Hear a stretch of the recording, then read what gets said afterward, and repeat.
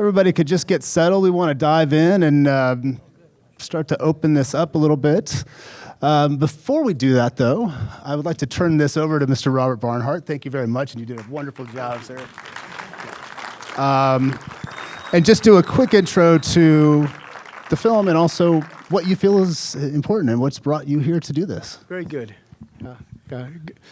Good evening, everyone. I'm delighted to be standing in front of you. I'm going to say a few words about how this film came to be and what motivated me. Before I do that, I'd like to say a few brief thank yous.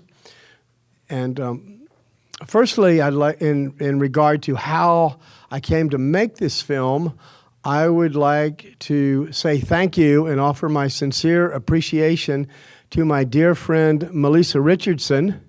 Would you like to stand up, Melissa, and wave at the crowd? And Melissa just flew down today from Portland, Oregon. But she, about 5 years ago, said, you know, Robert, you were just about 50 years old when your daughter Phoebe was born, and it would be wonderful to make a family movie to show your daughter that you didn't just appear out of the blue and you have some history. And so I love my little girl very much. I said, that'd be a great idea. And Melissa said, and as a matter of fact, I have a filmmaker who could help you do that. So we were going to do a little family movie, very, very low budget. And I've got some more thank yous, but while I'm on this track, I'll continue it. And the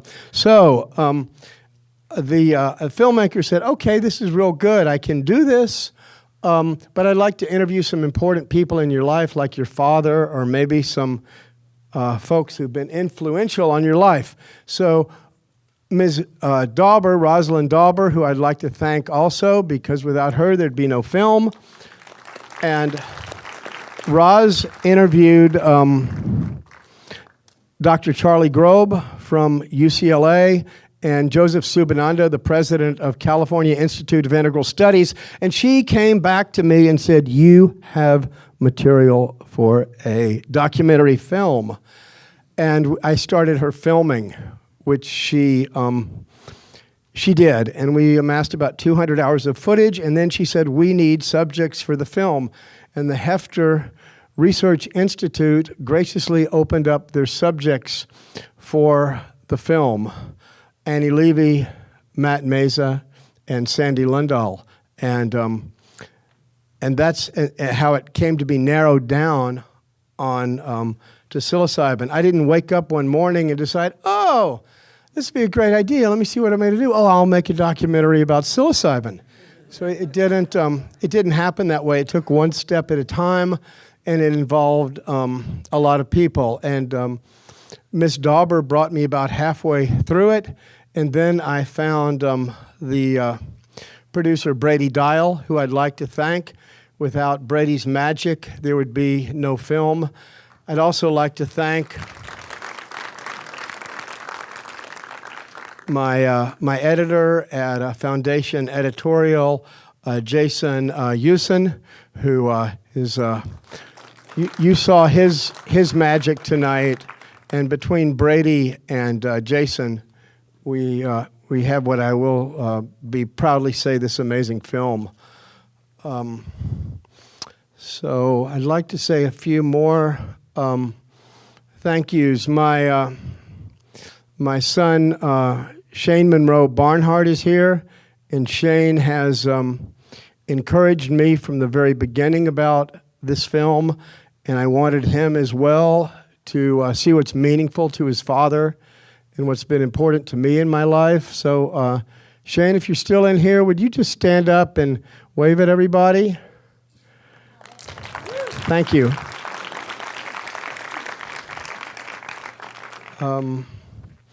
And I'd like to thank Belinda Mendoza for helping me put this on. Belinda, would you like to raise your hand or stand up and kind of wave at everybody? Thank you so much. I really want to let you talk to the doctors and not be vibrating my vocal cords so much, but I want to say one more thank you, and that's to my daughter Phoebe. She's 10 years old now, and I hit a real roadblock in this film when Phoebe was about 7 or 8, and I sat her down and I said, "What do you think I should do, Phoebe?" And oftentimes she'll say, "Daddy, I'm just a little girl. You're going to have to make your own decisions."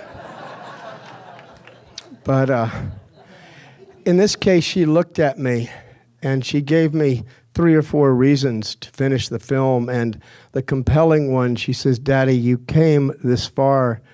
You have to finish it."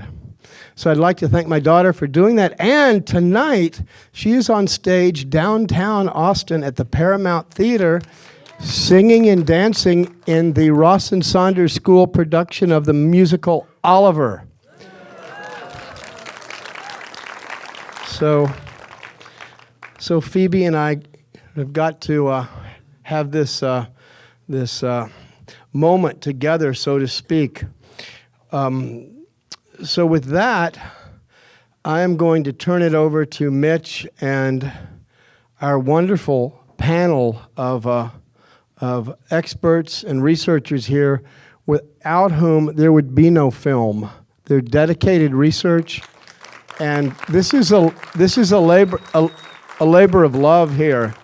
They're moonlighting. They have families, careers, a life of their own, and they're doing this because they know the importance of it. And I'm deeply honored to have each one of them here and to know them. So I'm going to sit down and turn it back over to our wonderful moderator, Mitch Schultz, who I'd also like to thank, who's been tremendous help with assisting me with a new understanding of the science of psilocybin through his great experience with his own film, DMT, The Spirit Molecule. So here you are, Mitch. Thanks, Fred. I'm not going to stand up here and talk either, because I'm sure all of you would like to hear from these wonderful gentlemen here. So I'm going to let them introduce themselves really quickly, and then we'd just like to open it up for questions. Please keep in mind when you're asking your questions or your talk, we want to try to get to as many people as we can. So please try to keep it brief and direct, and then we'll let these gentlemen answer these questions. Thanks again for coming out, and I'm going to pass it on here, and if you guys could just introduce yourselves, please. My name is Jeffrey Guss. I'm a psychiatrist in full-time practice in New York City. I'm a co-principal investigator with the NYU study and also the director of psychedelic therapy training for therapists who are working in our study.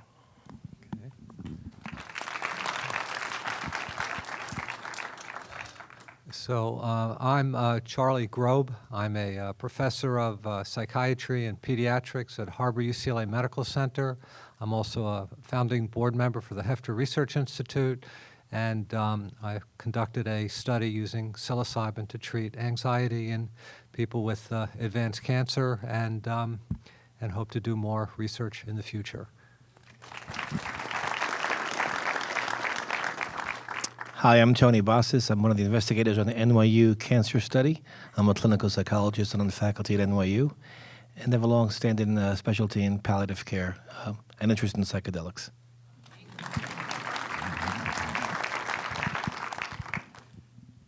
Hello, I'm Bill Richards, from clinical psychologist from Johns Hopkins,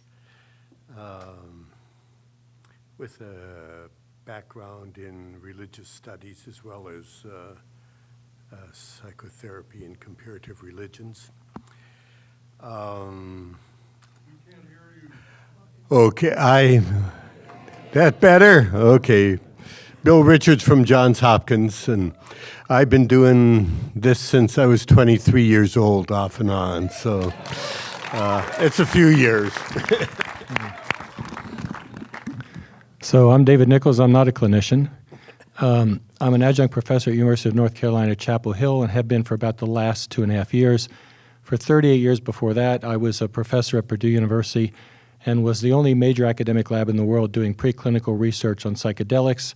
I was funded by the National Institute on Drug Abuse for all those years. And in 1993, it was my inspiration to start the Hefter Research Institute because no one was doing the kind of work that you've seen here. So, you know who I am? I'm Robert J. Barnhart. I'm on the board of the Hefter Research Institute and also on the board of the Multidisciplinary Association for Psychedelic Studies. And I'm very honored once again to be in the company of these fine doctors and researchers. Thank you.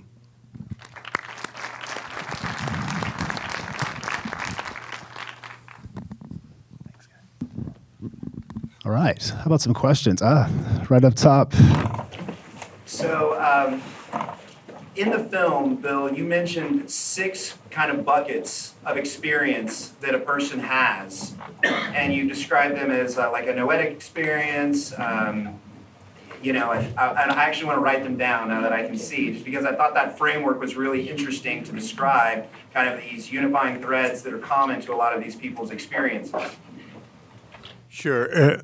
You know, what we call mystical consciousness, for want of a better word, when we have to determine did it occur or did it not occur in a particular session, we look at the questionnaires and the written description, and we look for these 6 categories. You know, and one is unity, can occur in different ways, but a basic claim of oneness, transcendence of time and space, not just that you're not aware of time, but you feel that this consciousness is somehow outside of time. What William James called the noetic quality of mystical experience, we use the word intuitive knowledge, that it's not just an experience of intense emotion, however beautiful, but it's also felt to be an experience of intuitive knowledge. And what's known, the reality of God, or whatever your favorite noun for ultimate reality is, the immortality of the soul, the interconnectedness of mankind in some kind of web of being, the absoluteness of beauty. And these are just very intuitively felt to be obvious in that state of consciousness. And then there's a sense of sacredness, the deeply felt positive mood of joy, peace, love, purity, and then the claims always of ineffability. I've written this report because I promised you that I would as a good research subject, but it doesn't begin to really reflect what happened. It's just beyond language. Music as the language of the gods might capture it better, but words are pretty primitive. And then the paradoxicality that when you try to put it into words, you seem to contradict yourself. So when all those 6 things are there to some degree of intensity, then for research purposes, we conclude, yes, this person had a mystical experience, or the mystical experience had this person. You can frame it either. And the fascinating thing, research-wise, is that when people have this depth of experience, there's usually the most pronounced behavioral change afterwards. The decrease in depression and anxiety, the loss of the fear of death, the closer relationships within the family and interpersonal networks, the less preoccupation with pain, the more ability to live in the present moment, the more greater sense of feeling gratitude and so on. So though there are many states of consciousness that can happen with psychedelics that are profoundly therapeutic and may facilitate psychotherapy of reliving guilt and grief and working through anger, and I wouldn't devalue any of those. But the most profound pivot of behavioral change seems to be the memory of this experience. And then, as you know, the wonderful thing is you don't have to keep giving the drug. It's the memory of the experience that the person carries with them that's really the therapeutic factor. That's a long answer. I'm sorry. But. Perfect answer. I was wondering how close you are to approaching the FDA with these studies and possibly getting them on board. We're actually getting close. You saw in the video there's a study at Johns Hopkins University and New York University that have been completed, their phase 2 studies. They're writing those up for publication. That is 3 phase 2 studies that we will have completed, including the one by Charles Grob. We're writing up the documents now to approach the Food and Drug Administration requesting what's called breakthrough therapy. And I won't go into what it involves, but it's treatment for conditions that are not well served. And usually it's for illnesses. They haven't seen anything for dying people yet. If we get breakthrough therapy designation, they will work with us to facilitate and accelerate the process. We're not really confident we're going to get that, but if we don't, then the next step is to file a request with FDA to approve a phase 3 clinical study. And that will be a multi-site study. Hopefully we won't need more than 300 subjects. We're hoping that's the biggest number because the endpoint is so clear, maybe 200. That would involve multiple sites. We've already identified numerous sites that would do that. That potentially could start in 2016. Depending on how many sites we have, it could take 3 to 5 years. Optimistically, we've estimated the cost will be somewhere around $10 million, and we've got sponsors for that cost now. So by 2020, if everything was really good and worked in our favor and the gods were smiling on us, we could be going back to FDA and saying, okay, if we get results like we've seen with the first 3 studies, well, especially the last 2, the Johns Hopkins and New York University, those results are just amazing. We've got a new guy that's joined now who is a researcher in depression, and he's seen the scores, the Hamilton depression scores in some of these people, and he said, you don't see this. This is impossible. You never see this. This is unbelievable. So we think the FDA will be convinced with these studies, and with any luck at all, by maybe 2020, if they would approve it, then we would go to DEA and say, you need to reschedule, move down to Schedule 2 or 3. And we've already had, I think you and Jeff have developed training programs. So therapists would have to be trained. The DEA would probably insist that we have trained people so that they're certified in some way to use this. So it won't be something any doctor can go in and write a prescription for. It'll be controlled, and there'll be authorized people that do it. And so you can only request one indication with the Food and Drug Administration. So we're going in with an indication for the distress that occurs in people who have a life-threatening illness.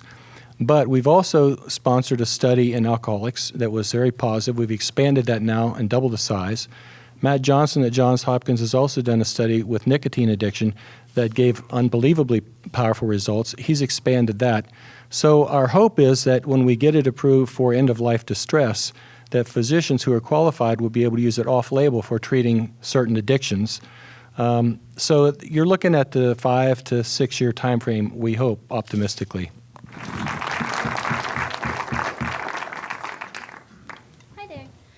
So I was wondering if you discuss alternative practices that will aid your patient in inducing or integrating these experiences that one achieves in a psychological state during daily life. For example, meditative practices of various sorts, and or if you've done any research in this area, investigating the link between meditative practices and psychedelically induced states. Thank you. Wonderful, by the way.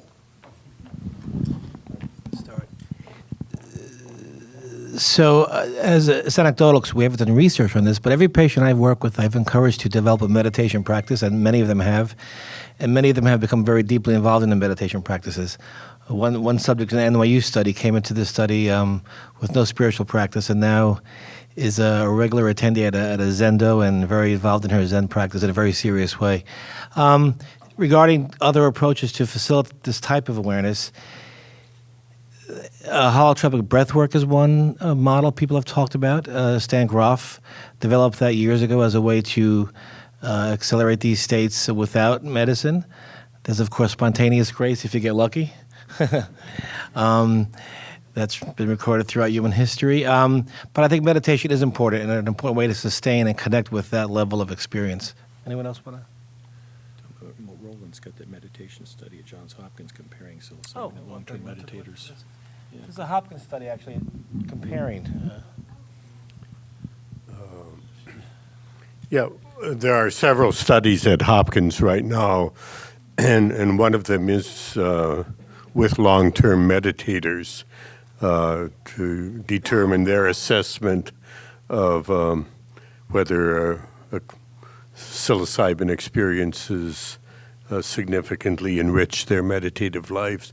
But clearly in all of our orientations, I think it's a both and. You know, it's not psychedelics instead of meditation, but meditation or whatever your favorite practice is for integrating and growing spiritually, we're all for it. You know, it's and clearly it's not just having the experience, it's integrating the experience that's really important. You know, Houston Smith's distinction between the religious experience and the religious life, or between states and traits. You know, you got to take the insights and bring them to earth and work with them. And that's why if there's some kind of psychotherapeutic framework, at least we can help people get started on that process.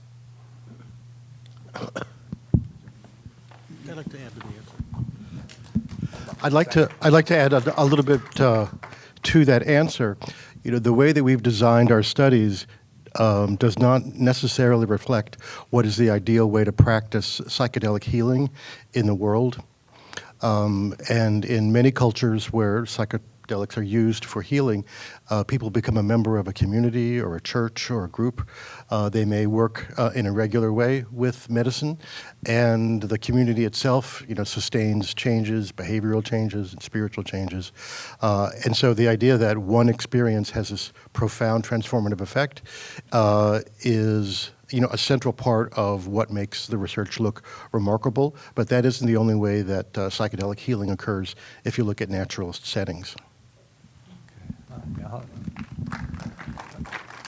Yeah, make a brief comment also. As you could see, all of the existing research settings have been in urban medical centers. You know, concrete buildings surrounded by roads and automobiles and lots of sensory overstimulation. Years ago, when I talked with Albert Hofmann, he suggested a model out in nature, and felt that retreat centers in a natural setting would be the ideal setting for an experience like this. So I think Dr. Hofmann had some very interesting insights on many different levels. Right here, and then we'll come over to you. I want to say thanks for being here. It's an honor to be in the room with you guys. Really appreciate your presence. And my question is, what can the general public or psychotherapists do or not do to make this more available, period? Well, it's important that we, you know, that the researchers be very meticulous and not cut any corners and follow all the rules and work within the system, work with the regulators, who I've found over time were far more reasonable and even helpful than I had anticipated. So if we're going to do it, we need to do it right and not replicate the kind of mistakes made many decades ago. And in terms of the public, speak with your congressman. Actually, don't do that. At least not your congressman.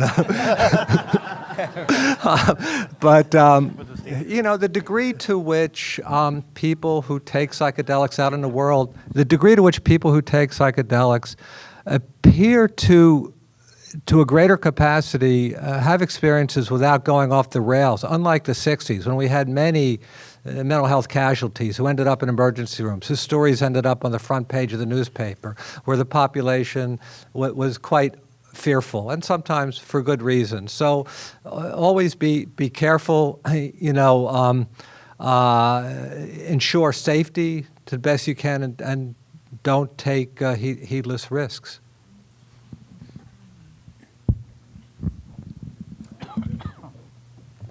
Good evening. Oh, is it me? Yes, no? Hi, thank you all for sharing your wisdom and expanding our understanding this evening, and I appreciate everything that you've shared. I'm a licensed clinical social worker here in Austin in private practice, and I'm also finishing my Ph.D. in human sexuality. So my first question is around sex, because I also believe it can be very healing. Is that, were there any questions on your questionnaire that actually measured arousal? Because that's not uncommon in a transcendent experience to experience arousal. That's my first question.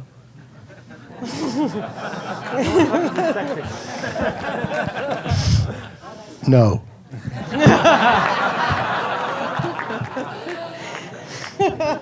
It's quite interesting that in the psychedelic research world, sexuality is a rarely mentioned topic.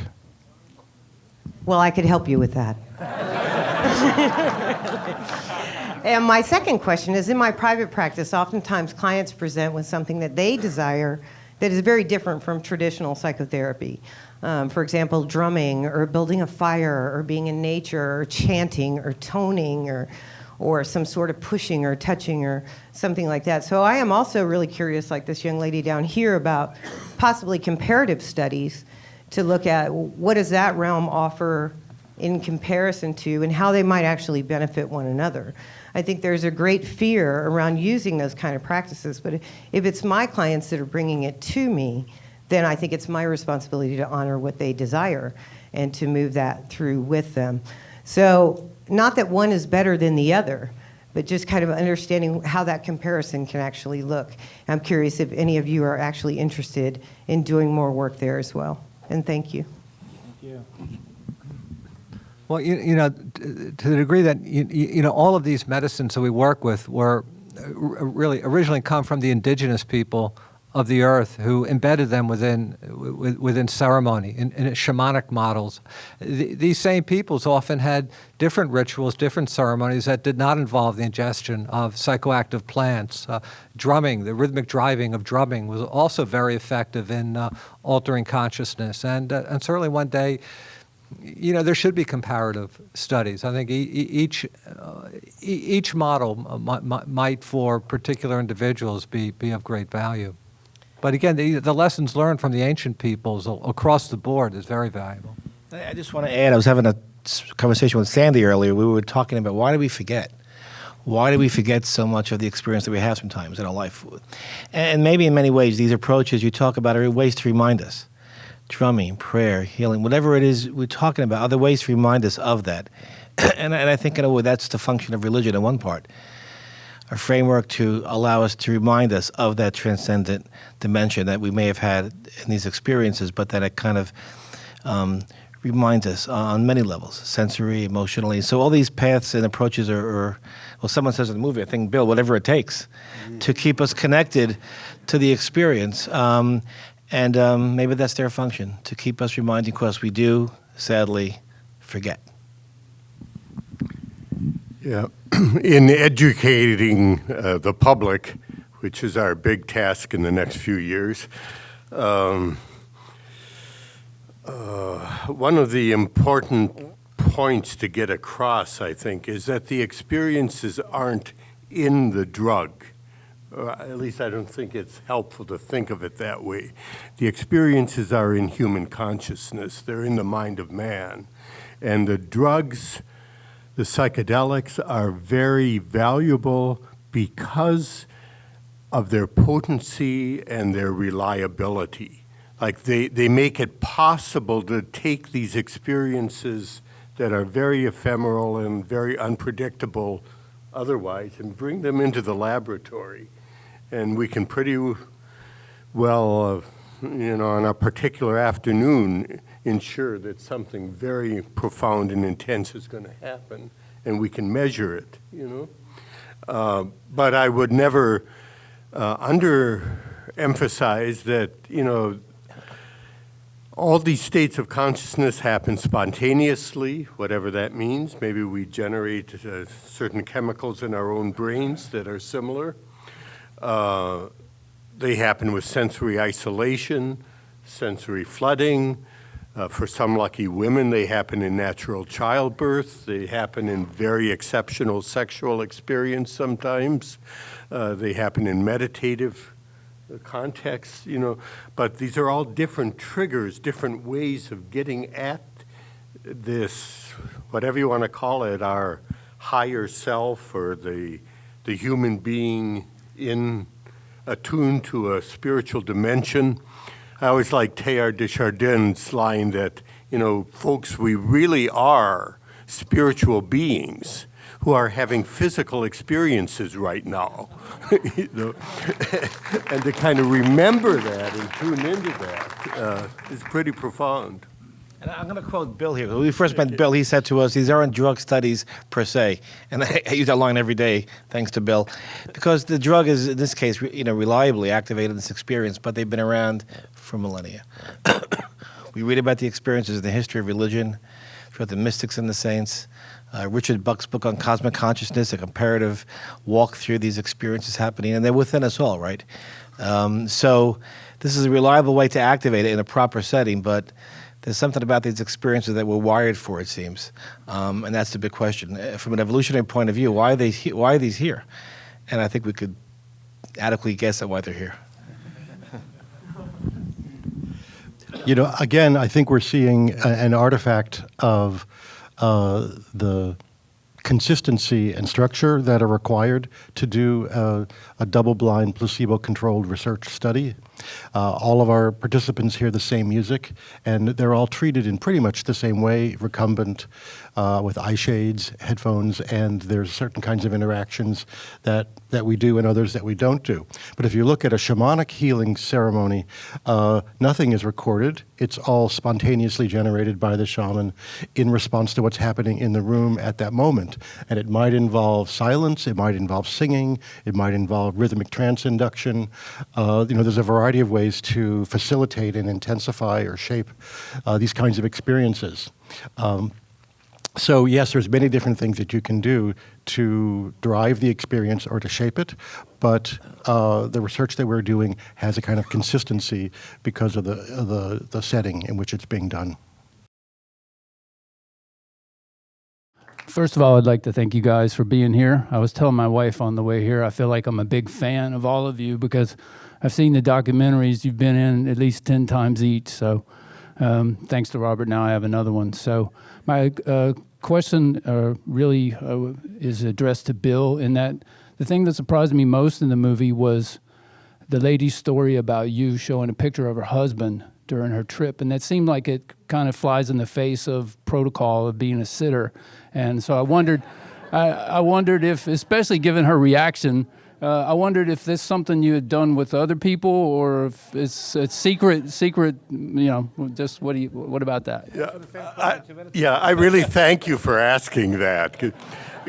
That was just a very intuitive moment in Sandy Lundahl's session. I don't think the same thing has ever happened with anyone else, and there have been about 250 other people who have gone through Hopkins. But we do have Sandy Lundahl here with us. And I want to acknowledge her, and I think she'd be open to answering any questions you'd like to ask. And we also have Richard Levy with us, Annie's husband. So there are a number of stars besides the panel here.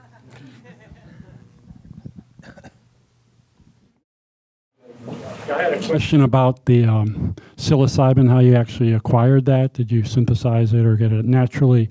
And the second thing I had was a question about was the Hopkins did not involve the cancer anxiety component. It was just more of a, can you talk more about that, how it differed from the NYU studies? The Hopkins has a cancer anxiety study just completed, as NYU does. Yeah. In the film, the film did not focus on the Hopkins work with cancer patients, but that is a study that has been done and completed and will be published perhaps in tandem with the NYU study later this year. But the film focused on our work with healthy, normal volunteers, which is the study that Sandy was part of. But as far as where the psilocybin comes from, we are very fortunate to have the real source here. You won't give me the name of the guy, though. Yeah, that's it. Oh, so as you can imagine, these are all controlled substances in Schedule 1. And you can't buy them in the quality you need. And in fact, some chemical companies won't sell them to you at all. So this was a situation I first encountered when Rick Doblin came to me early on, and he needed MDMA for preclinical studies before he could do any of his work. So I said, well, yeah, I think I could do that. So we made 2 kilograms of MDMA for him for, I think, $3,000, which was the cost of starting materials. So then Rick Strassman came and said, I'm doing a DMT study, but what if I get it all approved and then I can't get the DMT? I said, well, I made the MDMA before. We could probably make the DMT. So that's what happened. So we made his DMT. So then I got a phone call from someone who was a supporter of the first psilocybin study that was done at Johns Hopkins, and he called me. He said, Dave, do you think you could make psilocybin? And we actually had been working on improving the process because psilocybin was very expensive. It's still pretty expensive, but the way Albert Hofmann made it was with a reagent that was explosive, and if you concentrated it down, it could detonate spontaneously.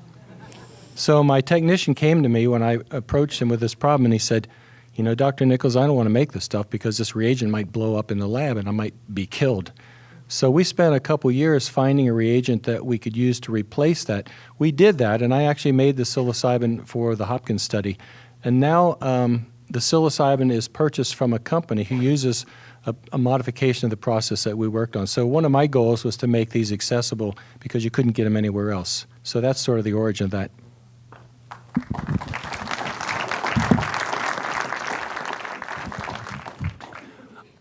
Thank you very much. First, I'd like to thank whoever or whatever it was that brought all of you here this evening. It's an honor to be with all of you.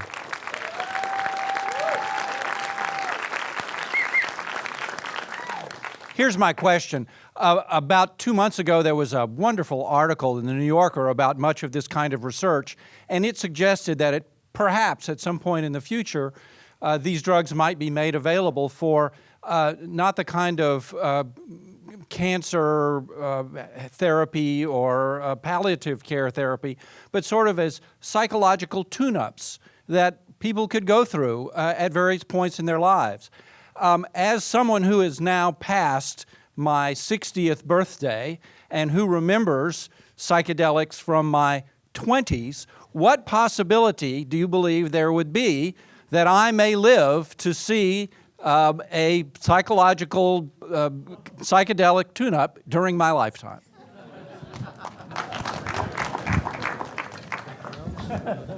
Well, I have the same hope.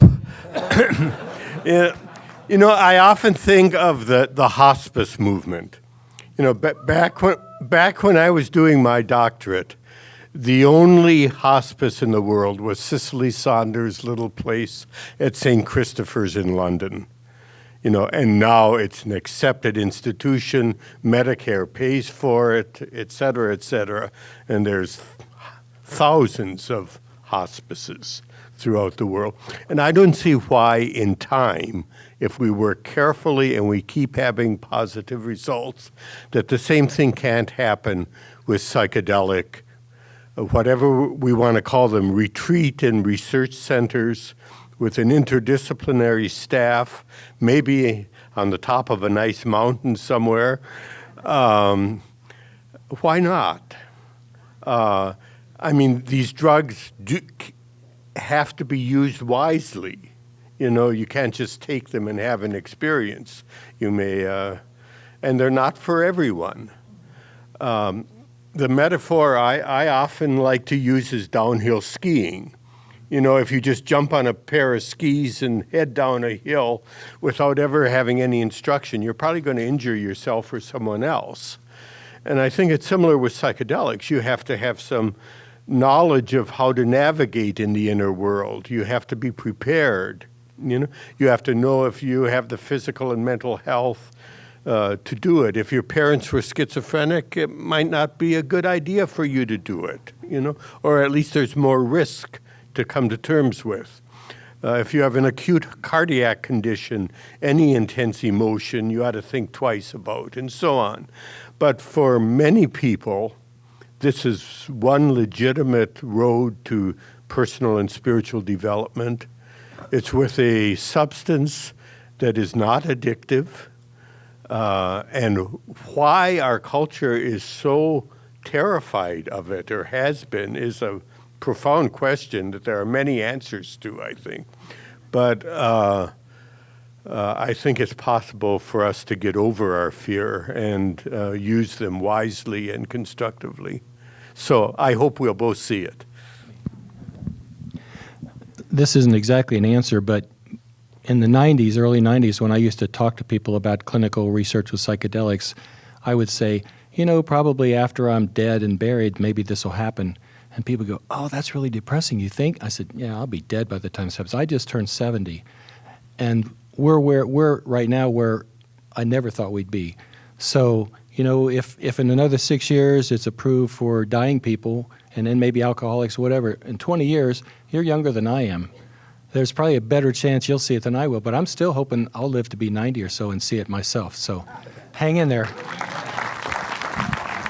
To extend his question, what other things do you have in the future for using this? Because with dementias, for example, encephalopathy with liver cancer, things like that mask the dying process, I can see how that would be quite useful,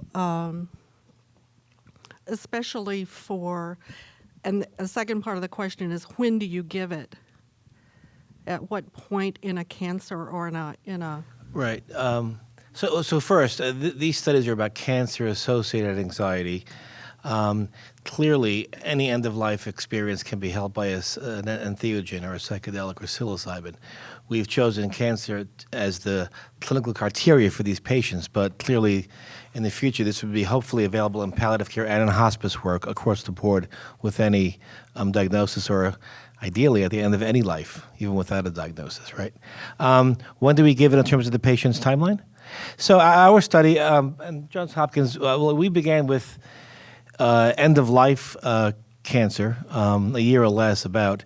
We shifted the goalpost during the study to include people with any stage cancer, but they must have a diagnosis and a DSM clinical diagnosis of an anxiety associated with their cancer to be in the study. So it could be any stage of cancer, I believe with Hopkins as well, but it must have that anxiety component.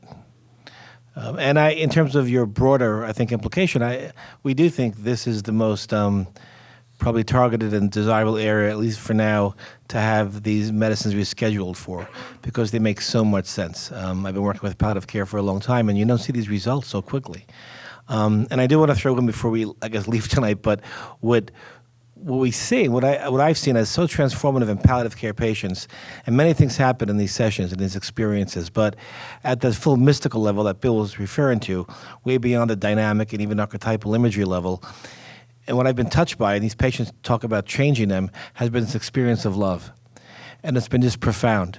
A loving kindness towards self, a love for people in their lives and people earlier in their life, and then this broader sense of universal or cosmic or agape from the Greek, this God's love that really, I think, in my eyes at least, transforms these people and recalibrates how they die and how they live. And it's been as touching to see that.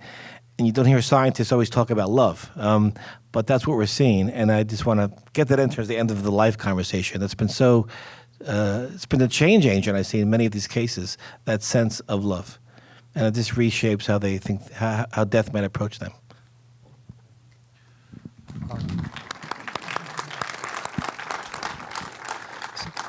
So I've always felt that the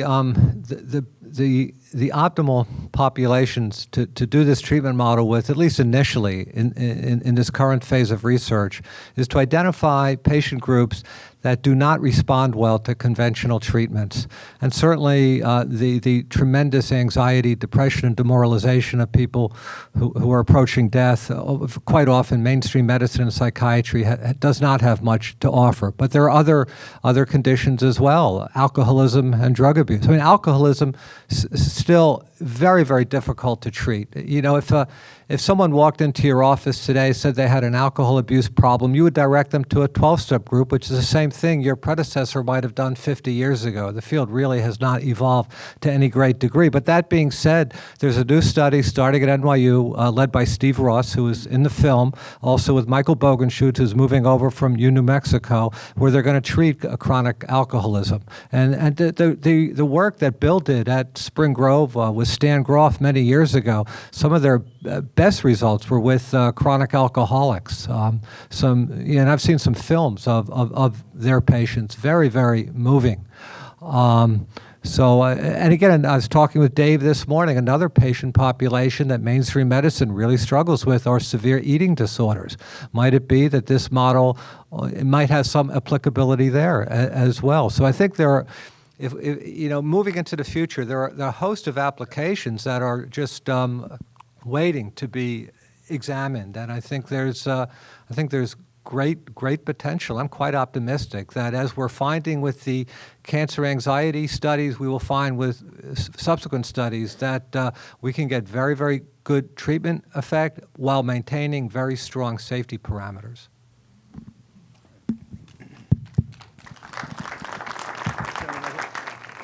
Okay, yeah. Well, this was just an extraordinary evening, an extraordinary film, and an extraordinary group. And I want to congratulate you on your discipline to focus on a doable subject and work on this for years, really. And I think what you've done is allowed me at 70 also to see a second wave of this research. I think there's going to be a flood, actually, if you can just keep this going. But I had some questions about some other things. There are obviously a variety of psychedelic substances, for example, the spirit molecule, but there's also salvia. The experiences are radically different. There isn't a questionnaire that can capture these differences. We're opening a door, a little crack, and there's so much there, and I waited from 1970 to now to come to this point. I don't think I can wait another 40 years to get to the next point. And I have a very practical question, actually, for Dave Nichols.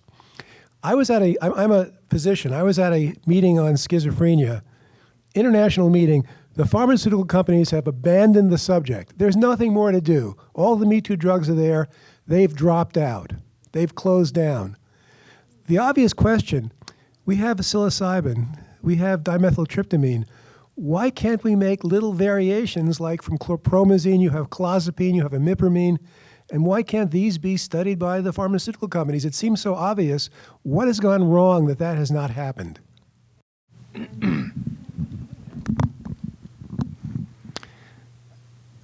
Well, the pharmaceutical industry has given up on CNS drugs by and large because they're so expensive and the clinical trials are not very easy to carry out.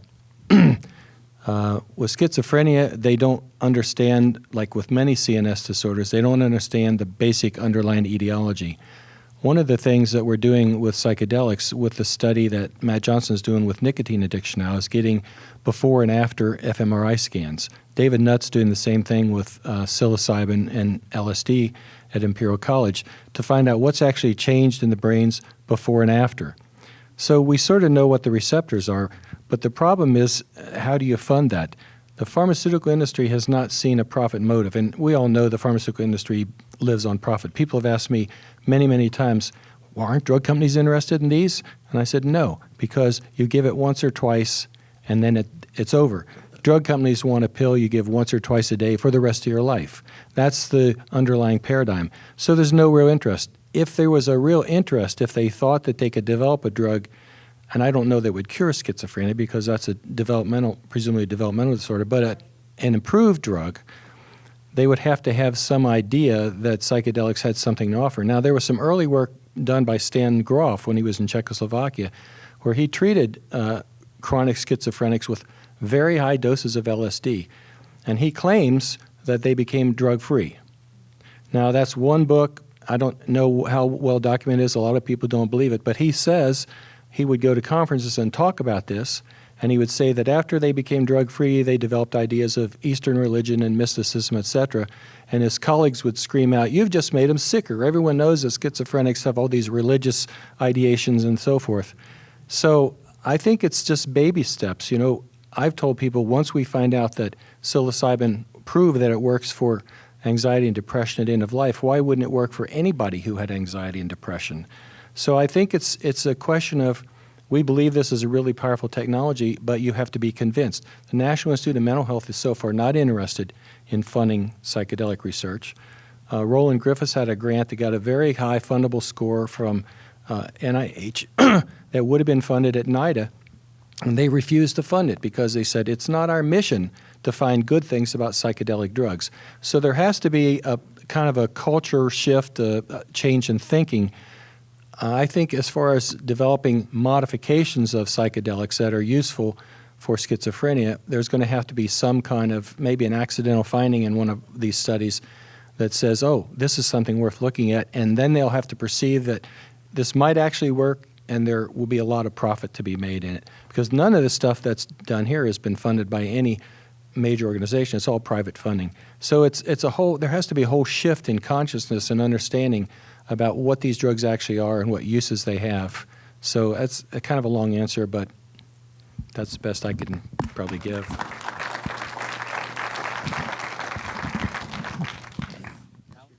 Let me ask my question. We'll go there. My name's Eric. I'm a combat veteran. I have PTSD, and I've suffered from it from a number of sources. And you know, Google has been a great help to me, and I've sought out a number of therapies, including holotropic breath work, and I love that. So I have three questions. One, how can we be a part of what you guys are doing? And I thank you for it. It's a wonderful dream come true to actually see professionals like yourself presenting this. How can we, the laymen, come and support this, whether in these studies? How can we equip our local communities? Like I bring James Fadiman's book and give it to all the therapists I know who have this stigma around psychedelics, and share my own experience. So how do we bring it locally? How do we be a part of your work? And third, around the Department of VA, are they separate from the FDA? Are you aware of this type of work going on there? And what are your thoughts on bringing it to the veteran community?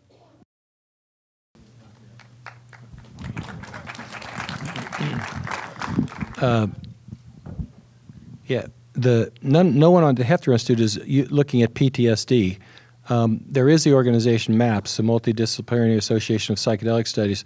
They have had clinical studies ongoing and are currently recruiting now for a bigger study that uses MDMA to treat PTSD with quite good success. In patients who are refractory to other treatments, they've shown pretty remarkable symptom remission with PTSD. So that's a possibility, and you could look up on the internet and get in touch with Rick Doblin at MAPS and explain your story and see whether you meet the inclusion criteria for their study.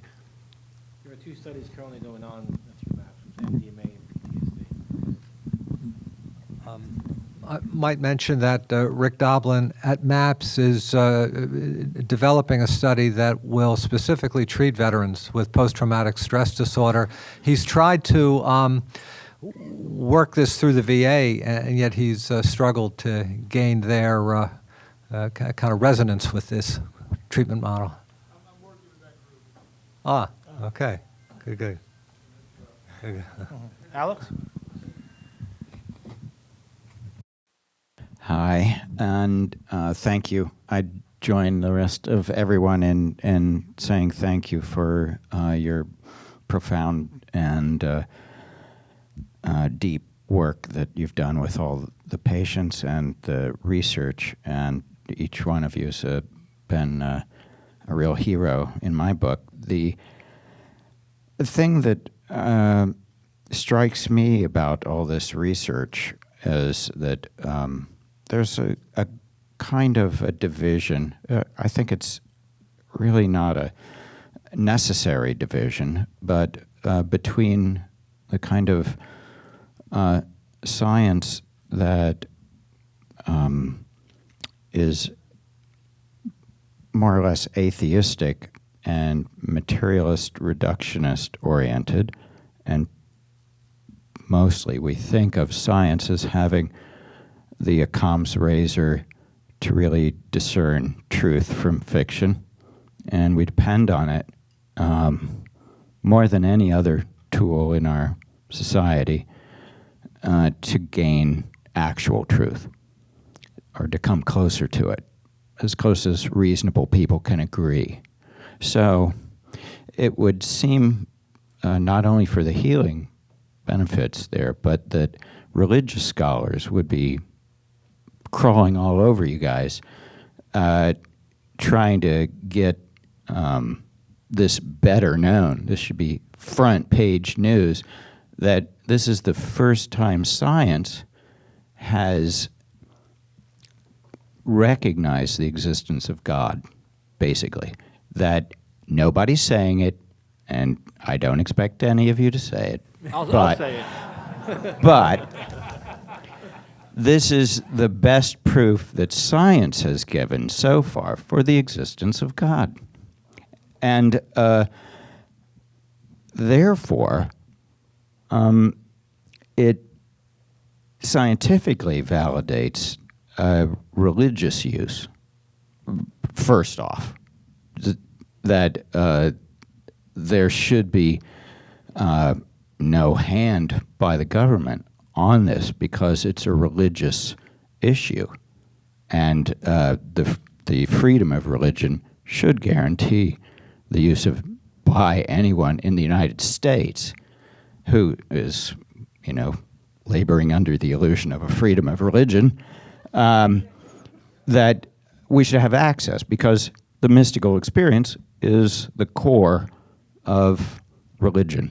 It's the foundation of religion. And we know these have been part of the shamanic traditions forever. And so,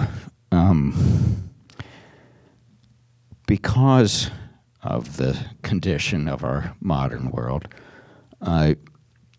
it's taken science and really clever people finding their way past the boot to get these studies done and to get them public, and then to make a movie about it. It's audacious, really, and courageous. And it's one of the best things a human being could be doing. It's waging peace in the world. And I congratulate you, but I also wonder how, Bill, you're writing a new, or your book's written, that speaks to this subject. What happens when some of these patients make these breakthroughs that may have been formerly atheistic? Are you seeing changes, or they're all spiritual? I don't know. Yeah. Sorry, that's a long question. Well, you're inviting me to plug my new book, which Not a plan. I'll take the. Yeah, I have written a book. It's called. What is it called?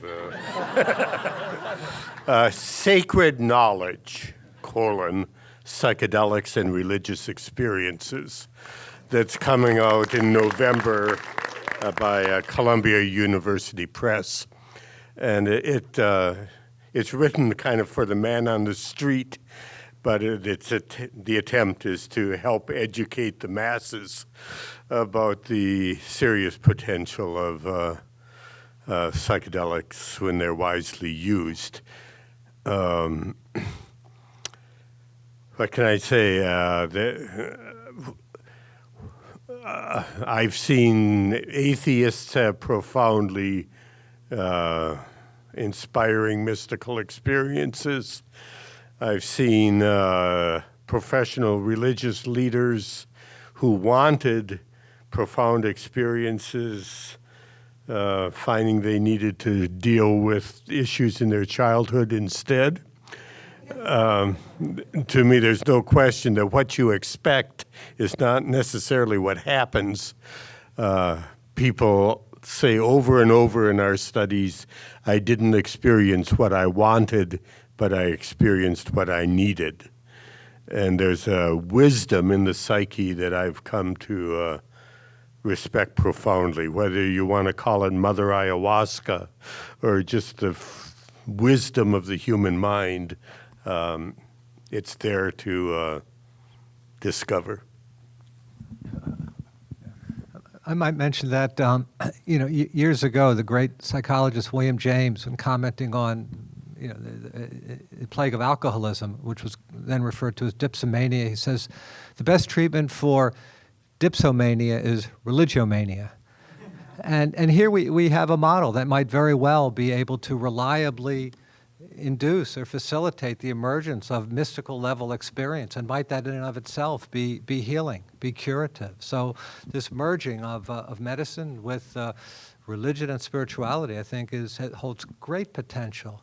I might also mention that about 20 years ago, I did a research study in Brazil with my friend Dennis McKenna on one of the ayahuasca churches, the União de Vegetal, or the UDV, and they've been permitted by the Brazilian government since 1987 to use ayahuasca within the context of a religious ceremony. That's an extraordinary precedent, really. It's not been since the year 395 AD, when Alaric the Visigoth sacked Eleusis and ended the rites of Eleusis, that anywhere on the earth it's been possible to utilize a powerful plant psychedelic sacrament as part of religious experience.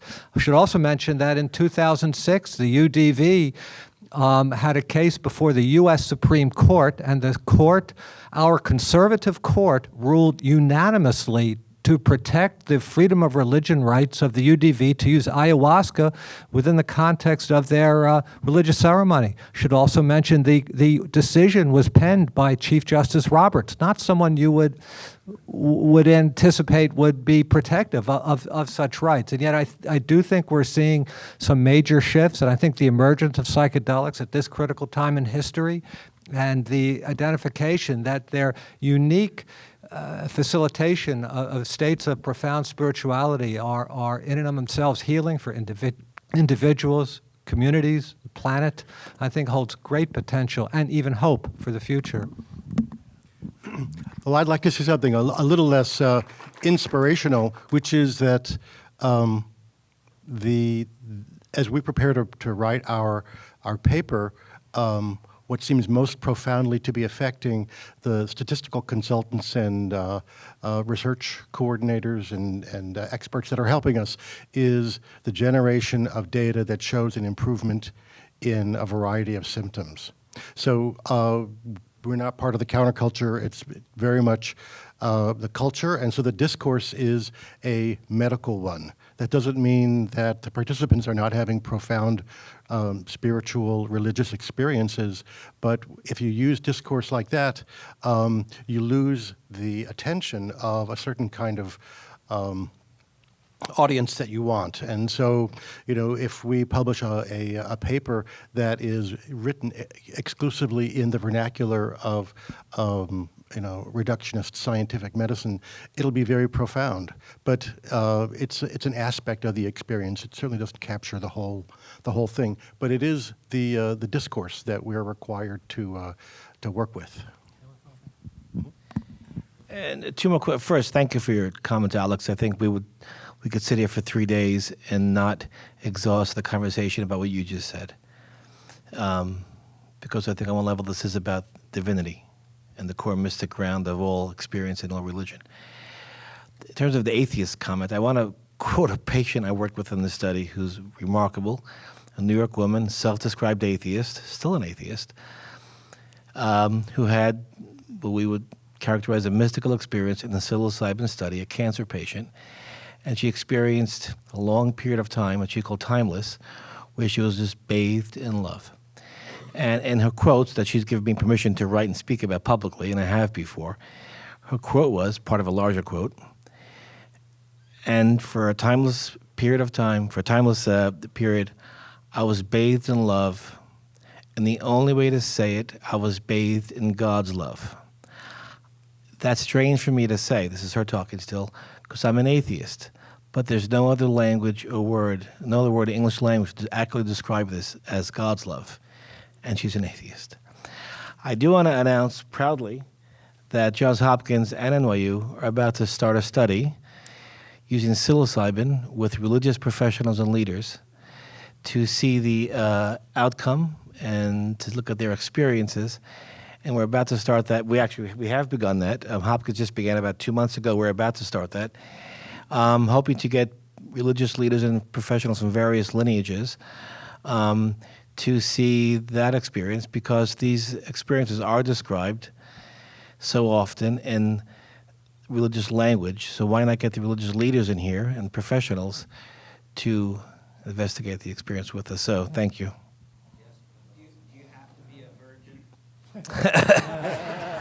Well, you have to be an ordained professional and a salary for. We're still weighing the exact criteria for inclusion. I'll see you outside in the hallway. Yeah. Religiousleaderstudy.org will tell you all you need to know. I'd actually like to offer a ray of light to the woman who asked about hospice. I retired as a chaplain for hospice. And while I was in hospice, I was also deeply connected to the Native American communities. And so I was also doing ritual trance induction with my dying patients and their families as a way to work with altered states of consciousness about what happens with death. And it was very helpful for all of them.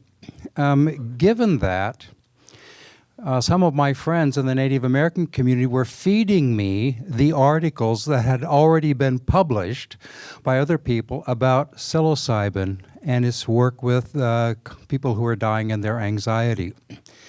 And so what I did was I went to my then supervisor, who happened fortunately to be a friend, and said, there's this amazing conference coming up in 2010 by MAPS, the Multidisciplinary Association for Psychedelic Studies. And hospice paid for my entire trip so that I could then bring back to our hospice the future of what this might be. And I want to offer that to you as a ray of hope. And thank you to you all.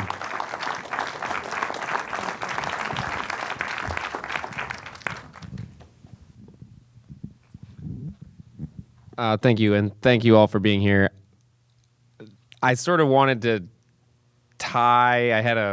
sometimes it's interesting how things are connected, the appropriate topic. I'm also an ordained minister and I'm a seminarian. I went to the Graduate Theological Union, but my background is more, and my interest is more social psychology, cognitive science. I think you're on the right track. There's a bunch of different responses. Each of you is biased by your own theological constructs. We are all conditioned through our own filters in our lives. I just want to say that I think it's important to keep these two separate but convergent fields where they need to be, because you're not going to be effective if you start getting into metaphysical, unprovable, or as Buddha called them, questions that will not be responded to.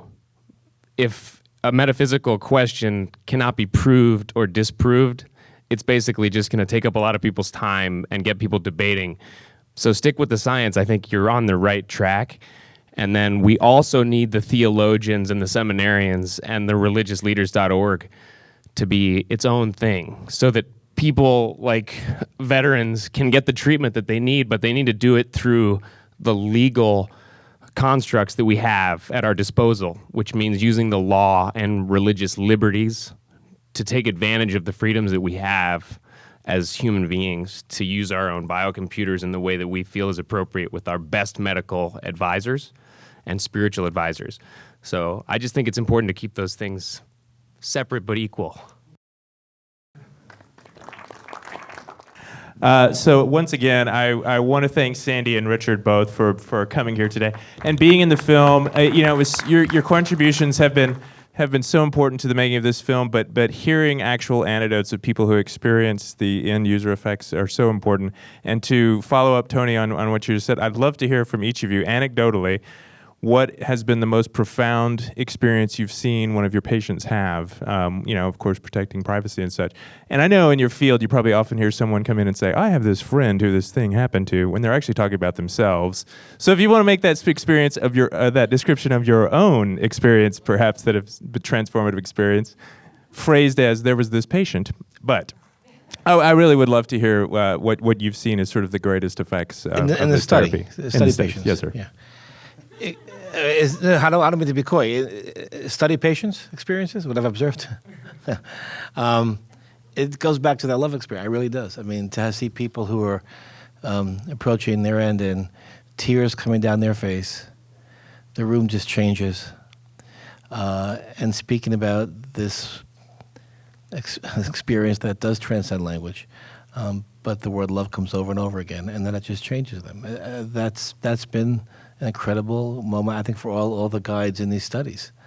And to see people's fear of death change, to see develop a sense of equanimity, which is at the heart of mindfulness practice and spiritual practice, that for any of us, we don't know what's going to happen, and it's my professional and I guess personal feeling that a lot of our suffering comes from clinging to things that haven't happened yet, that aren't here, so they don't exist really, or clinging to things that have happened already and they're in the past and they don't exist right now.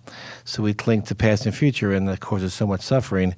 And what I've seen in this medicine experiences and these mystical experiences is people develop a better sense of equanimity, to be fully rooted in the present and be less attached, to use the Buddhist term, non-attachment, to past and future events that are just an illusion anyway.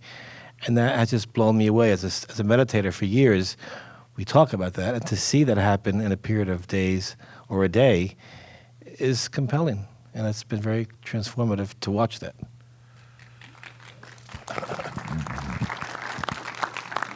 Yeah, just backing on those comments, I don't think of any one person that comes to mind, but so many of the people who have these profound mystical experiences talk about love. Love not simply as a squirt of a hormone or a bunch of emotion, but love, as Dante referred to it in the Divine Comedy at the end, is what moves the sun and other stars. What is most profoundly real, and the ultimate nature of the energy that makes up matter and consciousness, if you will, or something like that. But it's felt to be so real that it allows not only feeling loved, but feeling forgiven, and being able to apply that to your own interpersonal relationships in your family and your friends. And so it's most visible with cancer patients, because you see these wonderful reconciliations happening in the family system. Talk about preventive medicine, that probably would not have happened had this intervention not occurred. And it's just beautiful to see. And I want to. One of the moments Sandy had in the film, and I'm sorry to allude, but clearly religion is a construction of human beings, right, to describe the indescribable, and it's been used successfully and not so successfully at times throughout history. But Sandy's experience on that film about seeing Christ with the cross, just a metaphor, just an image of one religion, but what she got from that was something we all strive for and we all fall short every day, not to judge. And so she comes out of that with being less judgmental, because it came in the form of they don't know what they do. The spiritual part comes through in various ways, but it's the behavioral change, to use the scientific term, that is powerful. And I'll close with Albert Einstein, right? Religion without science is blind. science without religion is lame. So yes, they're equal but separate, but we can't, the wall between them can't be so thick, because I think at some point they blend together.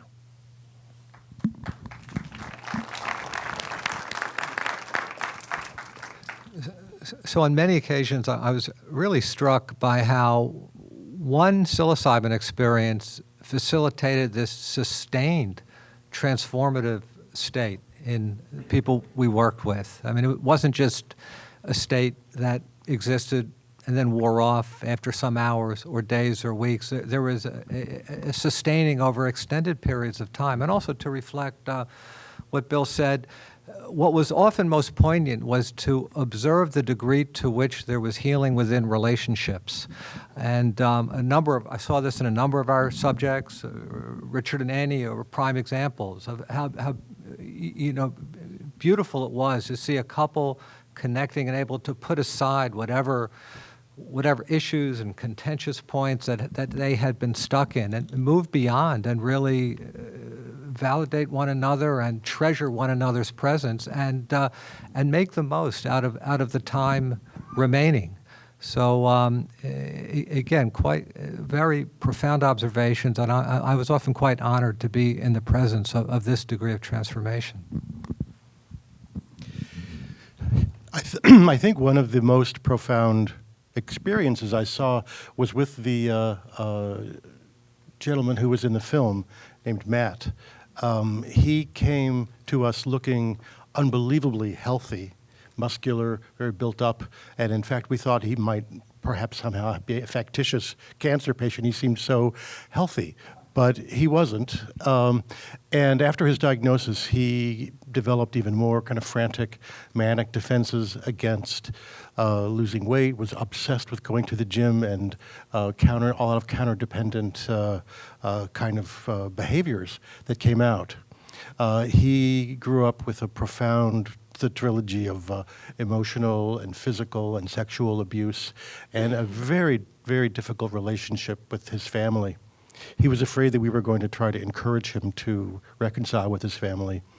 And during his psilocybin experience, he was able to separate from them and really not feel the need to reconcile or heal that relationship, but had a mystical experience of being profoundly loved, bathed in light and love and a security that stayed with him throughout the remainder of his life. And he went from being somebody who could not let himself be taken care of to somebody who could depend on others and let others love him, and just developed a great sense of a capacity to go through what he needed to go through with ease and love and a kind of beauty and gracefulness.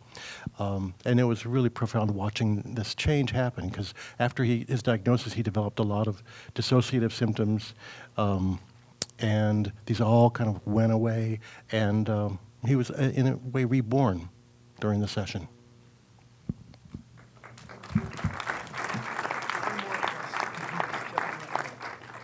We have one last question, and then we would like to just do a few announcements, but please. Hi. Thank you all again for bringing this to the forefront of scientific and medical research. I had this discussion with my little sister, who's we were debating on. My mom is going through some a phase in her age. She's been through quite a hard life, and we're afraid to take her to the conventional form of therapy, because in the end they'll just dose her with some form of medication to calm her down. Really, the thing is, she's experiencing a fear, an anxiety, depression. A lot of it is she watches TV and the things in the news. Gets her a little paranoid, fear. Again, she's becoming more sensitive, to life, and I feel that this is more like a new hope.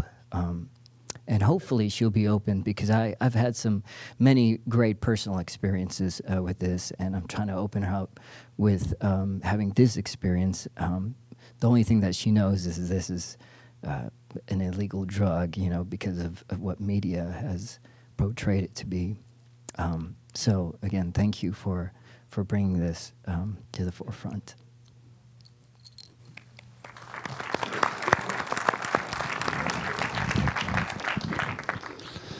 I know that we could probably stay here and have these discussions all night, and I would like to just encourage all of you to continue to seek out this information. There's more and more of it every day. There is more and more research that's starting to take place. More and more people are coming to this and discussing it openly. And kind of to your point, I think that opening up just the dialogue with those around us, friends, families, even colleagues, is a good starting point. I would like to thank Robert again. I know. Absolutely. I know firsthand how long that the process of putting these projects together can be. Putting an independent documentary together, for one, is difficult. Putting an independent documentary together on psychedelics is a whole nother level. As soon as you start talking about it, you have a tendency to see the audience run the other way. But it's been neat to see now for myself, but I think you'll start to see it as well, and the audience has shown it here tonight, how much interest there is out there and how important it is to get this information out there. So I want to thank you for doing that, spending the time, spending the years and the hours over and over to do that. So.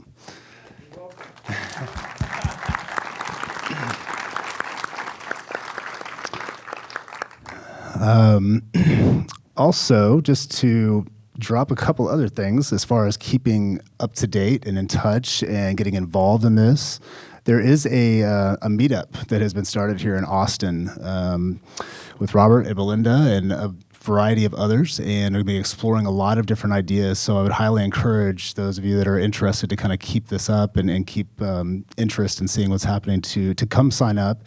And if you can't attend, there's still plenty of stuff online through an email list that's being developed. You can see the social media sides here. We'll be putting out more and more information on a regular basis for people to continue to educate themselves with and educate others with, and just to get involved.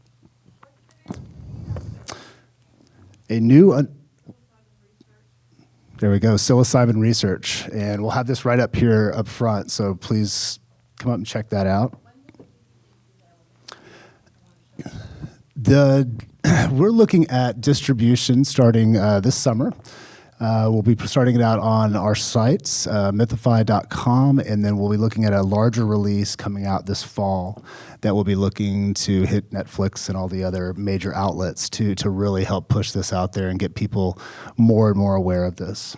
So the other big part about this is that this is an hour-long film, and there's so much content that has to be captured to put a film together like this. And we will be slowly releasing some of that content over, well, until we stop. But we're looking through the end of the year. Robert's got hundreds of hours of footage. On top of that, we have a good collection ourselves, and we see this as tools to help educate the general population. So keep an eye out for that. We're going to be pumping this stuff through our social media. We're going to be looking to have more meetups. We're going to be looking to really encourage people to educate themselves, but also everyone around them to help push this process forward and to tell a bigger story here beyond just the ones that are here in the film. Another big piece here that maybe some of you did not see coming in, but we are blessed to have Alex and Allison Gray in the audience tonight. And that's right, let's get an applause there.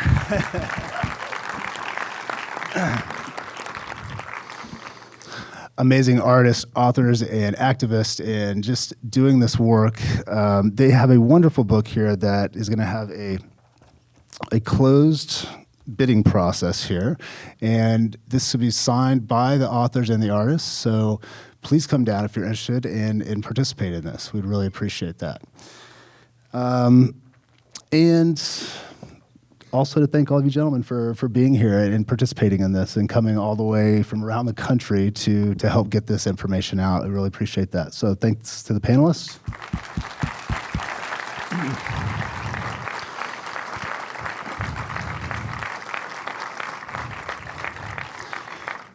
And one last bit, part of the 50% of the donations or the proceeds tonight are going to be going to Flatwater Foundation. And I would like to introduce Gingy Williams to come up and give us a little bit of an introduction to what this is and what this is all about, please.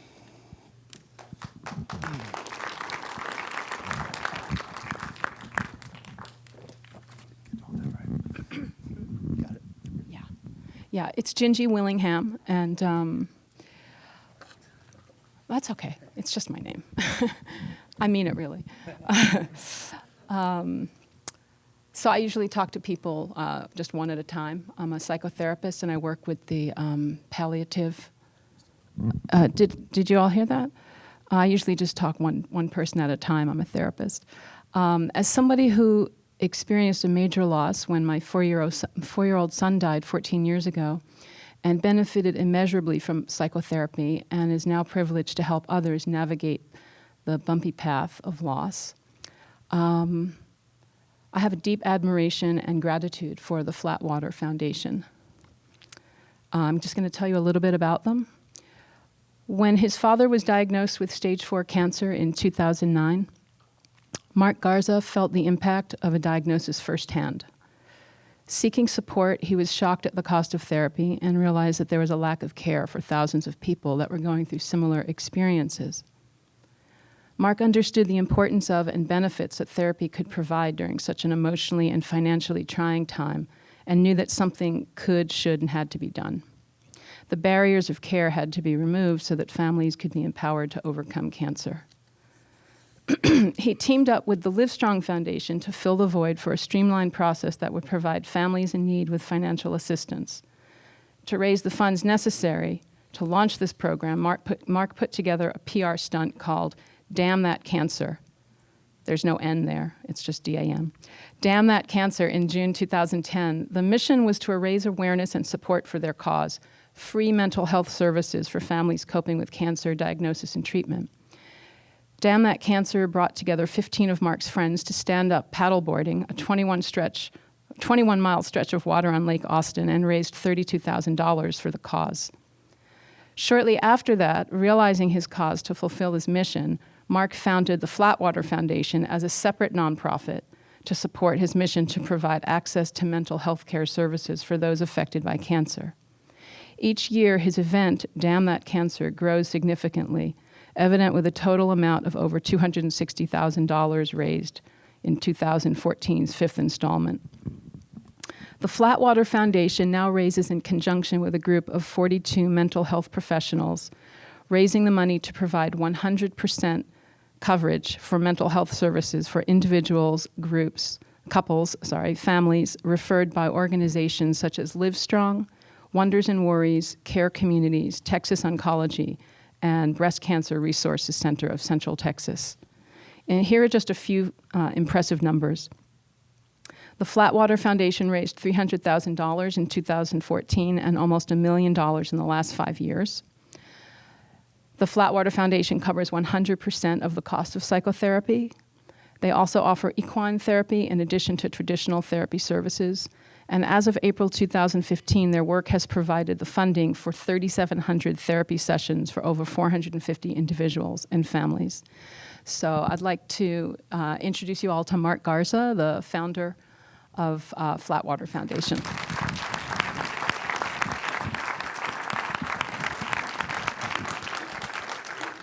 And I'd also like to thank Robert for his generosity in sharing the goodness and creating this evening an opportunity for us all to soak this all in and create community together.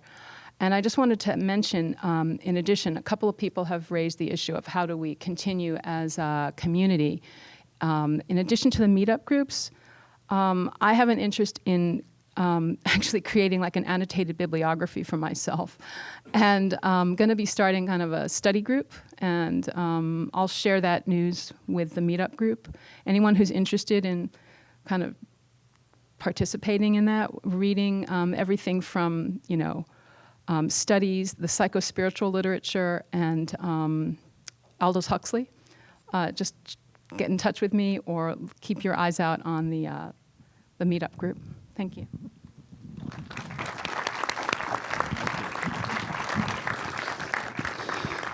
We'll also be compiling a large list of materials so that we'll have on the website for people to go explore and to continue to find out information. So please keep an eye out for that. The new site for anewunderstanding.org will be launching in the next month.